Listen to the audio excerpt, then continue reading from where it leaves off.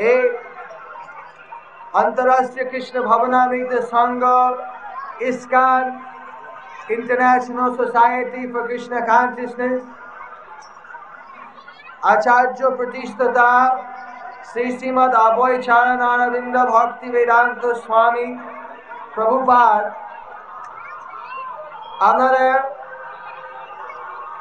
ক্যালকাটা শহরে ভিন্ন ভিন্ন উদ্যানে হরিনাম প্রচার অনুষ্ঠান করবার জন্য আমাদের কাছে অনুরোধ করেছিলেন। সে কারণে আজকে আমরা এসেছি, কালকেও আসব, গতকাল ছিলাম। আমাদের প্রভুপাদের আদেশে আপনাদের স্বাগত আমরা জানাচ্ছি তার পক্ষ থেকে, তার পক্ষে। আজকে আমাদের বর্তমান যুগে অর্থনৈতিক সমস্যার সময় ধর্ম আমাদের কি উপদেশ দান করে এবং শ্রী চৈতন্য মহাপ্রভু তার দয়া এবং বিশেষ উপদেশ মানুষের কাছে এই বিষয়ে কিছু বলতে চেষ্টা করব বাংলা ভাষা। যদি আমার কিছু ভুল ত্রুটি হয় দয়া করে মার্জনা করিবেন। আমরা কাজ কর্ম না করলে তো চলে না। সবাই তো একবার ছোট্ট ছেলে তো খেলাধুলো করে, একটু পড়াশোনা করে, সেই একটু খেলাধুলো পড়াশোনা করে তখন তাদের আবার কাজকর্ম শুরু হয়। এইটি দেখা যাচ্ছে জগতের নিয়ম। সবাই পুংসং পরো ধর্ম যথো ভক্তি রথোক্ষজা জয়াত্মাসু প্রসীদতি হাইতু ক্যা প্রতীয়তা জয়াত্মাসু প্রসীদতি।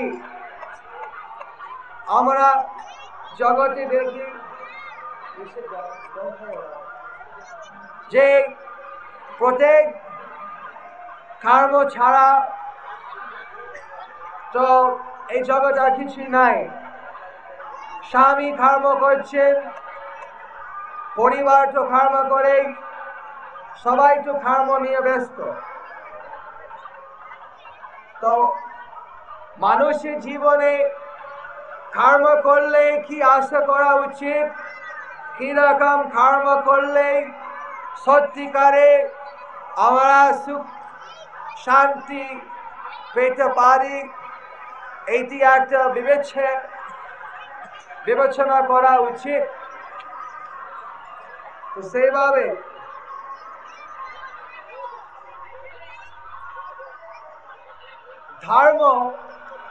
ধর্ম বেদশাস্ত্র থেকে অভিধান থেকে পাওয়া যাচ্ছে যে স্বাভাবিক কর্ম হচ্ছে আমাদের ধর্ম। মানে যেমন আগুন যদি আগুনের ধর্ম আমাদের খুঁজতে হয় তখন যেটা স্বাভাবিক তার গুণ কর্ম আছে সে হবে আগুনের ধর্ম।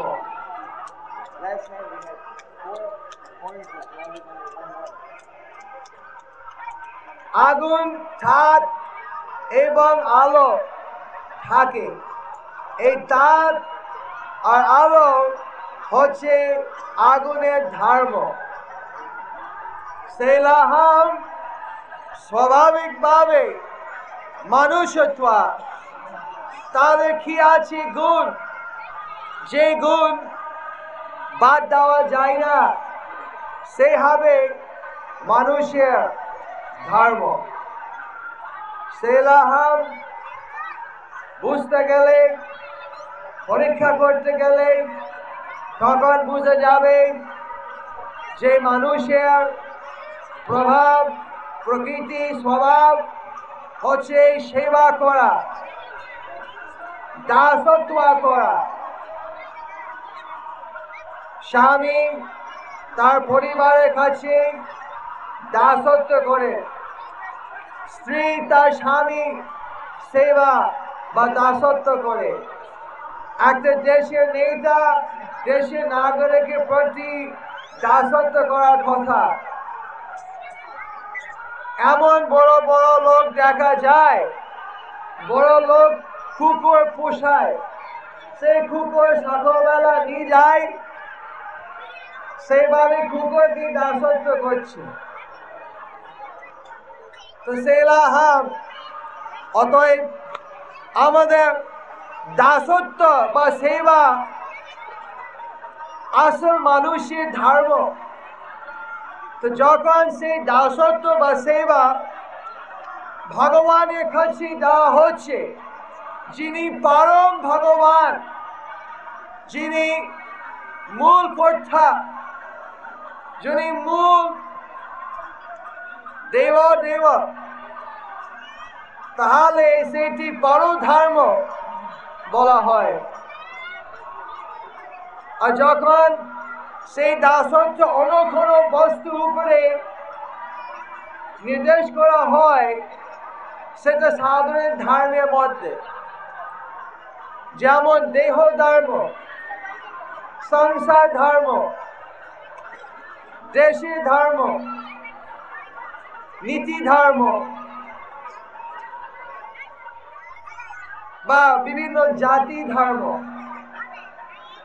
তো সেলাহাম ভগবান শ্রীকৃষ্ণ তিনি গীতাতে বলেছিলেন যে সর্বধর্ম পরিত্যাজ মামেকং শরণং ব্রজ। অন্য যতই ধর্ম আছে তুমি সেই সব ভুলে যাও এবং একমাত্র আমার উপরে শরণ নাও।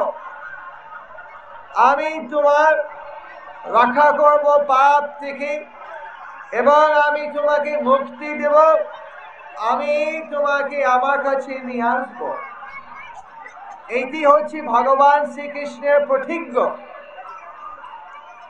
তাই উনি যে ধর্ম বিষয় বলেছিলেন সেই ছিল সনাতন ধর্ম অথবা পরধর্ম, মানুষের ধর্ম। তো সে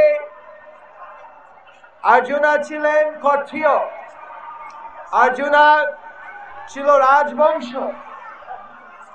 তো কৃষ্ণ যখন তাকে শরণম কথা বলেছেন, তিনি কিন্তু বলেননি কর্ম বন্ধ করতে, কাজ বন্ধ করতে। তিনি বলেছেন তুমি যুদ্ধ করো, তুমি তোমার স্বভাবে কর্ম করো, কিন্তু আমার উদ্দেশ্যে আমি যেভাবে চাই তুমি সেভাবে তোমার স্বভাবে কর্ম করো, তাহলে সেই হবে ভক্তি, সেই হবে শরণম কাজ।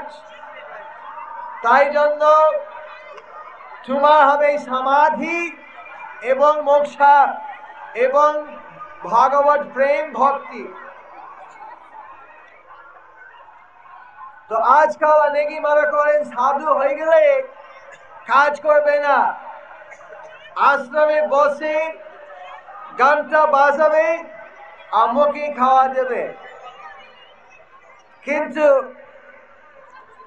আমি বলতে পারবো না সেটা কি ধর্ম, কিন্তু যে ধর্ম ভগবান শ্রীকৃষ্ণ গীতার মধ্যে উপদেশ দিয়েছেন অবশ্যই সেই ধর্ম নয়। তিনি বলেছেন সন্ন্যাসী মানে না যে যজ্ঞ করবে না, হোম করবে না বা দান করবে না। সন্ন্যাসী মানে যত ফল হবে কর্মের সেই দেবে ভগবানের সন্তুষ্ট করার জন্য।